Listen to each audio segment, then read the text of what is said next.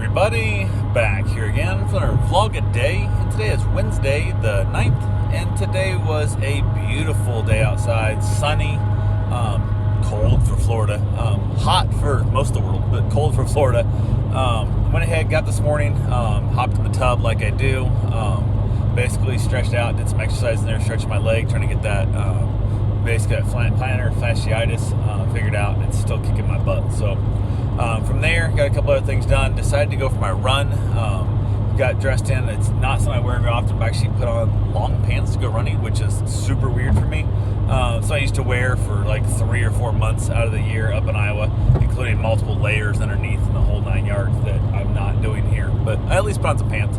Put on a long sleeve shirt as well. Took off one of my thicker shirts, not just for sunburning, actually for a little bit of warmth. And threw on a jacket, which I turned out not to need shortly into it. But didn't know. It's always better to have the jacket and unzip it or tie it around your waist if you need to than it is to get out there and be superbly cold and need it. So I did actually put on my running gloves too. They're superbly thin, like they're real thin, but it's just enough to kind of make my hands not feel quite so cold, which is nice. That little mental block that my hands are not used to the cold that they used to be. So went ahead, got out there on my run, got basically everything seemed to be going pretty well. Was just chilling along, and I don't know why you dumb people feel the need to get on the damn interstate and then whip over into the middle goddamn lane and then to the left lane, blocking traffic at like 45 mile an hour, you dumbass, to stay in the right lane. But that stupid little Kia Soul there popped on, cut over in front of me, who, like, I just watched them do it. Like, you can see them, they're just the type that come on right in the solid white line, don't even attempt to pick up the speed or nothing, and then pop into the middle. They would have went in the left lane, except left lane was full of shit right then, so they couldn't get over. And now watching everybody behind me in the mirror just dart around them as you're trying to find your space to get around the person in the middle of the damn road, running at least 15 mile an hour, well, probably 12 mile an hour less. Depending on the time, it's probably 20 mile an hour less than the speed limit, but, and still doesn't even speed up to anywhere near the speed limit. They're drifting farther and farther back behind me and just causing more and more havoc in the world. But damn, people are just stupid. But anyway, different subject. So went on my run, everything was going well. I started off my walk to basically get my leg to stretch out some. My foot doesn't hurt so bad when I actually do start running. And I normally kind of know when I leave the door, I'm planning on going this direction, this far, turn as many blocks, come back this way, and whatever. And for whatever reason, I went down, coming down through, and I was like, you know, I'm going to keep on going straight south instead of turning back to the west like I normally would. And no clue why, just something in my gut. Because I literally had already, like, I was going to tell my dog, you know, right, and he didn't. I just said, yeah, go straight, go down straight. And 6 houses later, there's a lady come walking back out. She parked an SUV, went up to the house, came back. Turns out she's basically surplus driving for UPS for the winter rush, the Christmas rush and that. So she's out running around in her SUV. And I think she actually has her kids there, which, hey, if you're babysitting your kids, you know how you want to pay for a babysitter and stuff. And, you know, Amazon Prime or UPS or whoever don't give a shit that you're out with your kids in the backseat. Hey, more power to you. So as she's coming back across the road, she kind of looked down the street towards me and stuff, and you can sometimes just tell when somebody wants to play with your dog. You can definitely see just body actions. When you've been around the people like I have, and I pay attention to those things. Like, I notice everything. So I was like, okay, this lady's going to say hi to the dog. So went ahead and I hollered up, hey, are you wanting to say hi? And she said, absolutely. So we stopped, we chatted a little bit, talked to hang, and then process chat and said her mom has a Great Dane, and I mentioned that I do dog sitting, and I do, you know, talked about how my dog was abused and the story behind his life and whatnot. And I told her I do training and stuff, and she's like, oh my god, my mom has a Great Dane that's the most horrible thing ever, and da-da-da. So basically I gave her my card, and it was one of those things, I can't believe, you know, the fate that must have been, yada yada. I'm not really a believer in, like, the stars align and da-da-da, and I don't believe in horoscopes and shit, but I do believe in fate. When you meet some people, sometimes you meet them just at the right time, and I don't know if I've ever ran straight south down that road before. In all the years, 4.5 years I've been here running, I don't know if I've ever taken that road and ran straight south. And I went up and down every road in that neighborhood, but I don't think I've ever went that way to straight south. And had I went any other direction, she would have been gone. She was like, literally, we had about a 30-second window where she would have saw me enough and would have thought, hey, he's far enough away, I'm going to wait for him to get here, and so on and so forth. So gave her my card, hoping to hear from her. She said her mom goes to work super early, so she probably won't have her drop off, but said she might have her or her sister go grab the Great Dane, bring her to the house, and let me interact with it. I told her, I said, probably better, actually, if I can interact with it without your mom around, to see how the dog, so I can judge the dog's personality 100% without her around. Then once I get to know the dog, then I get to know the mother with the dog, and guess what? Then I'll probably tell me where it's 99% likely it's the mother's fault that the dog acts this way. So, and she agreed, it's probably the mother's fault. She's a pit bull owner, multiple pit bulls in her life, and had some that were, rescued from aggressive, environments and stuff, and understands there's a difference between, the breed and the owner, and it's 99% of the time it's the owner's problem, not the dog's problem. So I kind of just, sometimes those things hit, and it's like, holy shit, I was meant to be at that exact moment, at that exact time, and go from there. So that's kind of cool. I also told her, I said, even if you don't go with me, I gave her the name of a couple other people that I know. Well, one guy in particular that does dog training and stuff.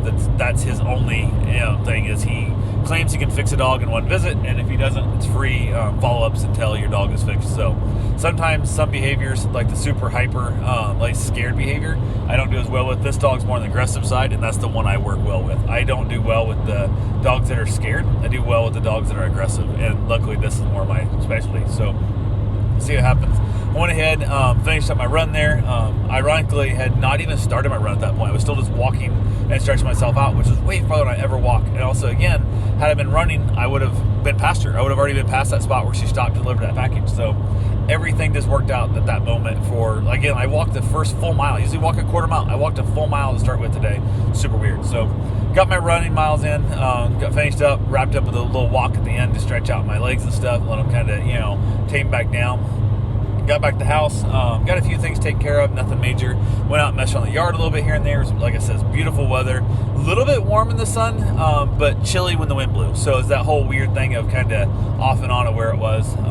You needed a jacket when the wind was blowing, but when the sun was out, if you weren't, it was a little, it was a strange temperature. But went ahead, took care of a couple of things here and there, got back in the house, decided to put away the Halloween decorations. We have what I call like the decoration wall, the accent wall thing. When you first come in the house on the north side of the house there, and literally it's just, it'll be Thanksgiving, it'll be Christmas, it'll be Halloween, it'll be Valentine's Day and stuff. Well, we left it up on Valentine's Day this whole year because with COVID, nobody else was coming around, so it didn't really matter. And two, we went ahead and said, hell, we need as much love in this world as we can get right now. So we left it up also as a version of that as well. So I went ahead and said, cool, left it up. Well, I finally, a few weeks back, decided to tear it down and put up Halloween, because I know she's a giant fan of Halloween. So I did that, and then it stayed up there since we didn't really do a Thanksgiving one at all.